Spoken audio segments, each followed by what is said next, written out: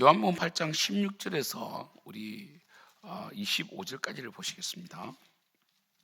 누구든지 등불을 켜서 그릇으로 덮거나 평상 아래에 두지 아니하고 등경 위에 두나니 이는 들어가는 자들로 그 빛을 보게 하려 함이라. 숨은 것이 장차 드러나지 아니할 것이 없고 감추어진 것이 장차 알려지고 나타나지 않을 것이 없느니라. 그러므로 너희가 어떻게 들을까 스스로 삼가라. 누구든지 있는 자는 받겠고 없는 자는 그 있는 줄로 아는 것까지도 빼앗기리라 하시니라. 예수의 어머니와 그 동생들이 왔으나 무리로 인하여 가까이 하지 못하니 어떤 이가 알리되 당신의 어머니와 동생들이 당신을 보려고 밖에서 있나이다. 예수께서 대답하여 이르시되 내 어머니와 내 동생들은 곧 하나님의 말씀을 듣고 행하는 이 사람들이라 하시니라.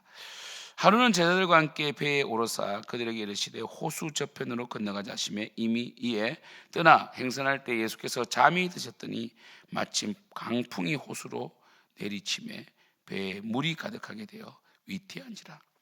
제자들이 나와 깨어 이르되 주여 주여 우리가 죽겠나이다 한데 예수께서 잠을 깨사 바람과 물결을 꾸짖으시니 이에 그쳐 잔잔하여지더라.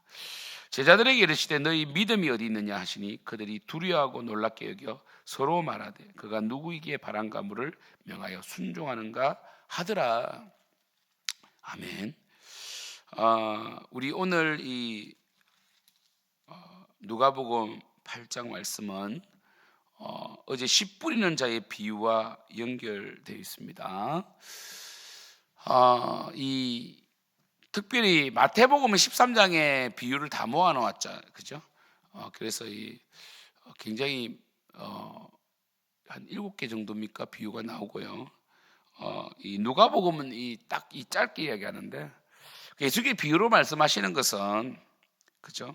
우리 10절에 보면 8장 10절에 보면 하나님 나라의 비밀을 아는 것이 너희에게는 허락되었으나 다른 사람에게는 비유로 하나니 이는 그들로 보아도 보지 못하고 들어도 깨닫지 못하게 하려 함이라 돼 있지만 비유로 숨기셨지만 영원히 숨기는 것은 아닙니다. 그래서 저는 이 비유를 보물찾기에 제가 비유합니다. 우리 소풍 갔을 때 보물찾기 하잖아요. 선생님이 보물찾기를 아주 어렵게 숨깁니다. 그러나 그 숨기는 것은 영원히 발견되지 않게 하기 위한 건 아니잖아요. 발견되게 위한 거잖아요. 그처럼 결국 16절에 보면 등불을 켜서 이 등경 위에 두는 이유가 뭡니까? 결국 예수님께서 비유도 복음은 감추시는 게 아닙니다. 복음은 드러내시기 위한 거고, 그러나 예수님께서는 복음을 주실 때 돼지에게 진주를 주지 않는 것처럼 주신다는 거예요. 그죠? 이렇게 주시는 거죠. 그래서 17절 숨은 것이 장차 드러나지 아니할 것이 없다고 되어 있기 때문에 지금 우리는 우리 AD 1세기보다 구약 시대보다 더 성경을 잘 이해합니다. 불과 한 60년 전만 하더라도 지금 60년이면 1980년대 아닙니까? 40년 전만 하더라도 1980년대도 성경 잘 몰랐어요. 성도님들이 덮어놓고 예수 믿었고요.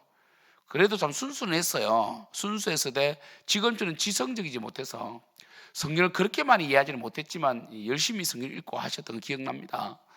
저도 처음에 예수 믿을 때 성경 전체를 다 이해하지 못했고 10년 동안 성경 공부하고 또 신학대학원을 가고 또 좋은 목회자를 만나서 성경을 계속 말씀을 듣다 보니까 이제는 어느 정도 어떤 본문이 나오도 설교할 수 있는 목회자가 됐는데 저도 어렵더라고요, 성경이요. 그러나 결국은 드러나고 또 결국 복음이 확실해져 가거든요. 그래서 AD 1세기에는 사실 감춰진 것이 많았지만 지금은 다 드러났고, 계시록 같은 경우도 예전엔 계시록은 거의 풀지 않았어요.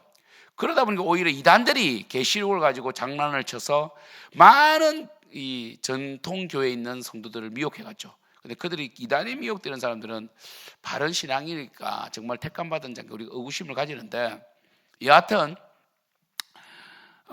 저도 계시록을 배워본 적이 없었습니다. 계시록은 성경 공부를 안 했어요. 7교회 정도만 그죠. 에베소, 사대, 서버나 빌라델피아 7교회 있잖아요. 라오디게아, 특별히 라오디게아 교회가 이 시대를 많이 닮았다. 부유하나 그죠. 이 벌거벗은. 그래서 이 정도 7교회까지는 설교를 들어도 그 뒤에 인재앙, 나팔재앙, 대접재앙 어려운 게 아닌데 사실은 지금은 이제 뭡니까? 역사적 이 전철런설 또는 무철런설이 이제 거의 개혁주의에 이제 거의 다 이렇게 믿고 있는데, 그러니까 이제는 이제 나름대로 이 전철런설, 이 천년설에 대해서 다 이해가 되고 거의 다 뭐 이해가 되기 때문에 이제는 뭐 계시록도 우리로 하여금 두려움을 주거나 판타지나 마치 이제 구원을 상실하게 만드는 이런 성경이 아니라 오히려 AD 1세기에 핍박받는 그저 도미티안 황제의 어떤 통치 가운데 핍박받는 기독교인들이 이 계시록을 통하여 위로를 받은 것처럼, 이런 계시록을 무섭게 푼다든지 막 아주 막 겁을 준다, 이거 다 이단들입니다. 계시록은 AD 1세기 성도들에게 위로를 줬어요. 소망을 주었고 힘을 얻게 했습니다.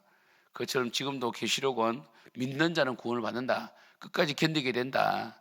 그리고 믿는 자는 이 죽임을 당하는 전반기 3년 반 환란, 이 나팔 재앙이죠, 그죠?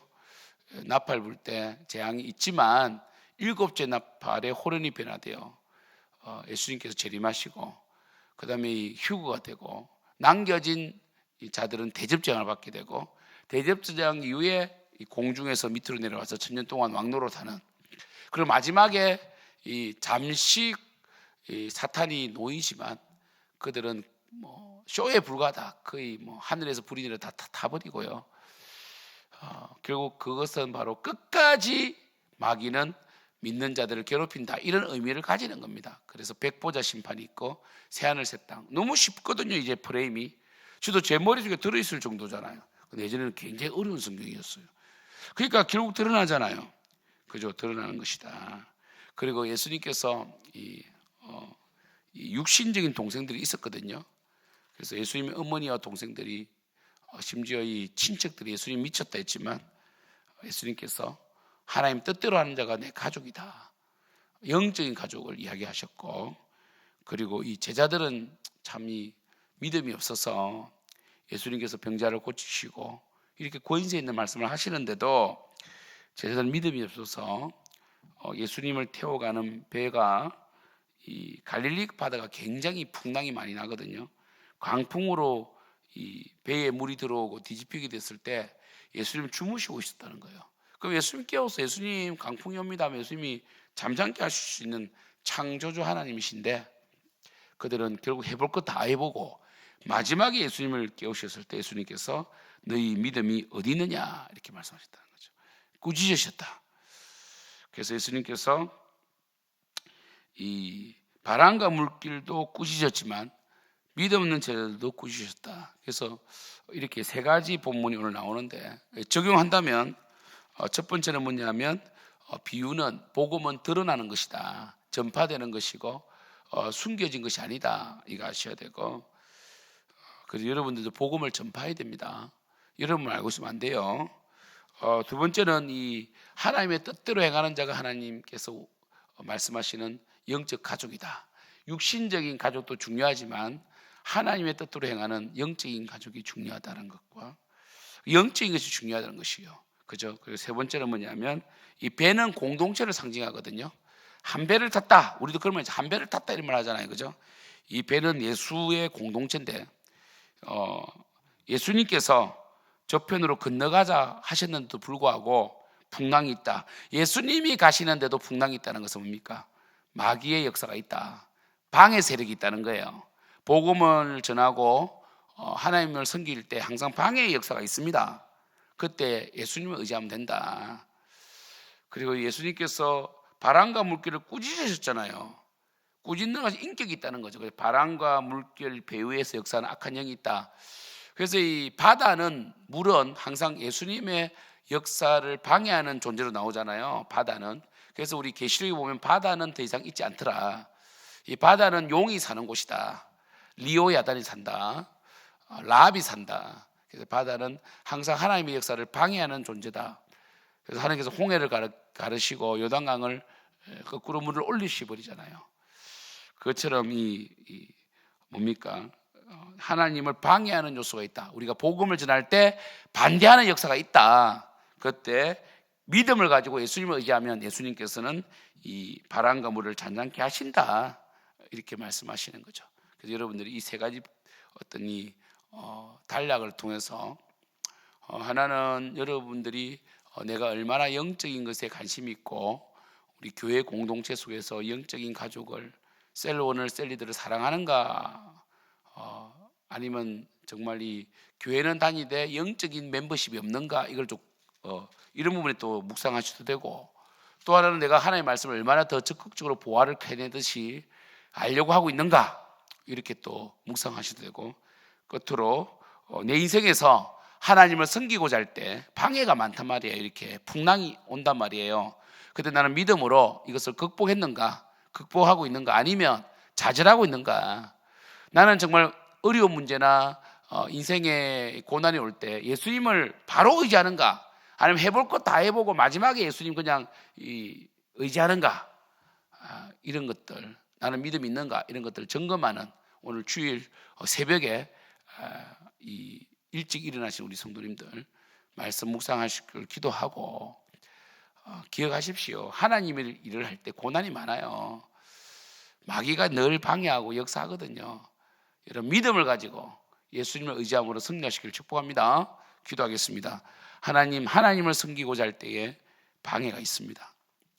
이 방해는 두려워할 필요가 없습니다.